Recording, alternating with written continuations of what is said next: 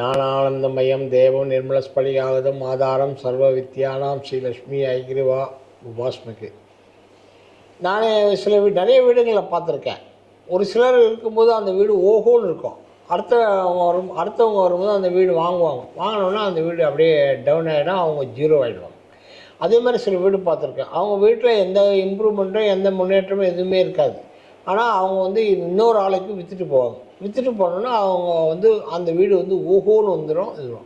இது எனக்கு புரியலை. ஒரே வீடு 2 பலனை எப்படி கொடுக்குது, ஏன் கொடுக்குது, எப்படி கொடுக்குது, அதுக்கு என்ன சூட்சமாக இருக்குதுன்னு தெரியல, எனக்கும் புரியல. நான் நிறைய பேர் கேட்டு பார்த்தேன், நிறைய பேர் சொல்லலை. அப்போது என்னுடைய குருநாதர் ஆன்மீக செல்வம் மிஸ்டிக் செல்வம் சொல்லி கொடுத்தாரு சில விஷயத்தை. அதாவது சில பேருக்கு சில வீடுகள் வேலை செய்யும், சில பேருக்கு சில வீடுகள் வேலை செய்யாது. ஏன் வேலை செய்யுதுன்னா அதுக்கு ஒரு வீட்டில் தெய்வம், அதாவது கூரை போடுறாங்க பார்த்தீங்களா, மேலே கூரை போட்டு ஜலம் போட்டு மூடுற அன்றைக்கி சில பூஜைகள் பண்ணுவாங்க. அந்த பூஜைகளுக்கு அப்புறம் அந்த வீட்டில் சில தெய்வங்கள் குடியேறும். அதுதான் அதில் உண்மையான தத்துவம்.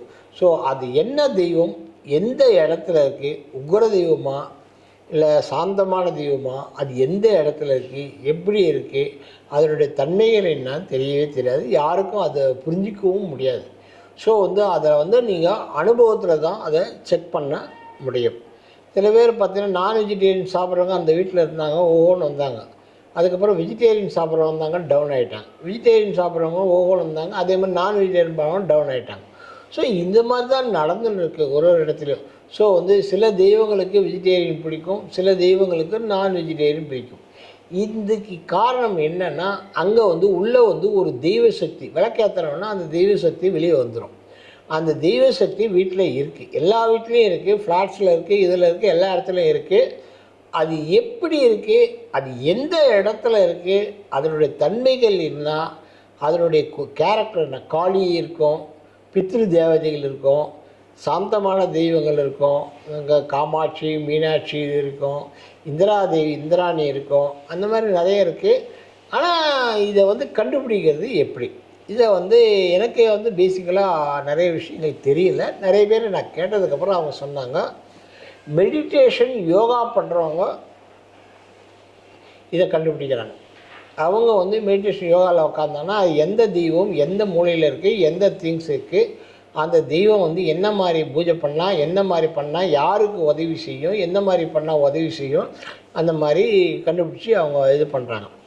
அது ஒரு பெரிய மெத்தட். எல்லாருக்கும் மெடிடேஷன் யோகா சொல்கிறேன்னா எனக்கு தெரிஞ்ச தேங்காய் வச்சு பண்ணுறது, ருத்ராட்சை வச்சு பண்ணுறது, இந்த மாதிரி மெத்தட்ஸ்லாம் நாங்கள் பண்ணுவோம்.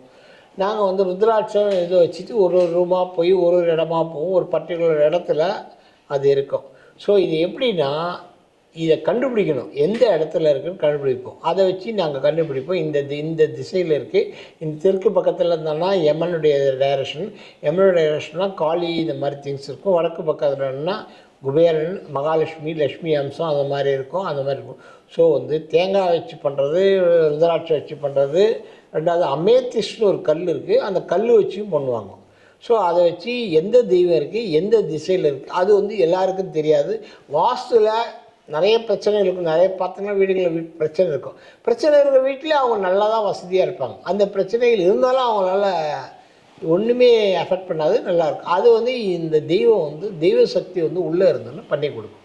இதை என்னென்னவோ அதுக்கப்புறம் ஒரு நண்பர் எனக்கு சொல்லுறது, அதுக்கு ஒரு கணக்கு இருக்குது, கால்குலேஷன். அது ஸ்கொயர் ஃபீட் எவ்வளோன்னு பார்க்கணும். அந்த ஸ்கொயர் ஃபீட்லேருந்து ஒரு கணக்கு போட்டு இந்த தெய்வம் இந்த திசையில் இந்த இடத்துல இருக்குதுன்னு சொல்லுவார். சொன்னோன்னா அந்த இடத்துல அது தெய்வம் இருக்கும். அது எனக்கு நல்லா புரிஞ்சு போச்சு.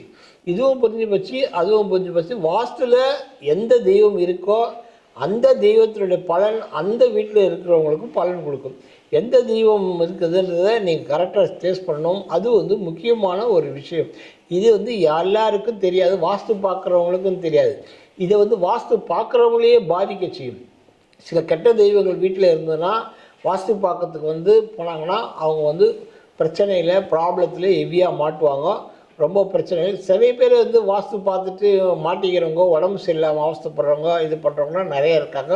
வீட்டில் தூக்கம் வராமல் பிரச்சனை இருக்காங்க. சில பேர் வாஸ்து பார்க்குறவங்க ரொம்ப கஷ்டப்படுறது நான் அனுபவத்தில் நிறைய இடத்துல பார்த்துருக்கேன். வாஸ்து பார்த்தாங்கன்னா, வாஸ்து பார்த்து முடித்த உடனே நேராக ஒரு சிவன் கோயிலில் போயிட்டு பூஜை பண்ணுவாங்க. சில பேர் வந்து வீட்டில் வந்துட்டு உப்பு தண்ணி போட்டு உப்பு தண்ணியில் குளிப்பாங்க. குளிச்சுட்டு அதுக்கப்புறம் தான் இது பண்ணுவாங்க. அந்த இடத்துல நீங்கள் பலன் சொன்னீங்கன்னா பேடாக இருக்கும். அந்த இடத்துல பலன் சொல்லவே கூடாது. வாஸ்து வந்து பார்த்துட்டு வந்துட்டு அதுக்கப்புறம் நீங்கள் உங்கள் ஏரியாவில் கொண்டு வர வச்சு அது பண்ணணும். அப்போ கூட அந்த தெய்வம், அந்த தெய்வ சக்தி, அது நல்ல தெய்வ சக்தியா கெட்ட தெய்வ சக்தியான்னு தெரியாது. கெட்ட தெய்வ சக்தியாக தான் அவங்க பின்னாடியே ஃபாலோ பண்ணி வரும். உங்களை வந்து கம்ப்ளீட்டாக வாட்ச் பண்ணும். உங்களுக்கு அதால தான் வாஸ்து பண்ணுறவங்க வந்து கண்டினியூஸாக ரொம்ப நாளைக்கு நல்லா இருக்க மாட்டாங்க. கொஞ்சம் ப்ராப்ளங்கள் பயங்கரமாக ஒரு டைம் வரைக்கும் நல்லா இருப்பாங்க. அது ப்ராப்ளங்கள் பயங்கரமாக ஃபேஸ் பண்ணுவாங்க. அந்த டெக்னிக்கு, அந்த தேவதையை எப்படி டேக் பண்ணுறது, எப்படி பரிகாரம் பண்ணுறது, என்ன பண்ணுறதுன்னு தெரிஞ்சுன்னா வாஸ்து பண்ணுறவங்க தைரியமாக பண்ணலாம். வாஸ்து பண்ணுறவங்களுக்கு தெய்வ சக்தின்றது ரொம்ப முக்கியம். இது பண்ணால் தான் உங்களுக்கு வாஸ்து பலன் இருக்கும். இல்லாமல் நேரடியாக நீங்கள் வாஸ்து பார்க்க போனீங்கன்னா வாஸ்துவினால் உங்களுக்கு நிறைய பிரச்சனைகள், ப்ராப்ளங்கள் நிறைய வரும். ஸோ இது வாஸ்து பண்ணுறவங்களுக்கு இது முக்கியமான எச்சரிக்கையாக இருக்குது.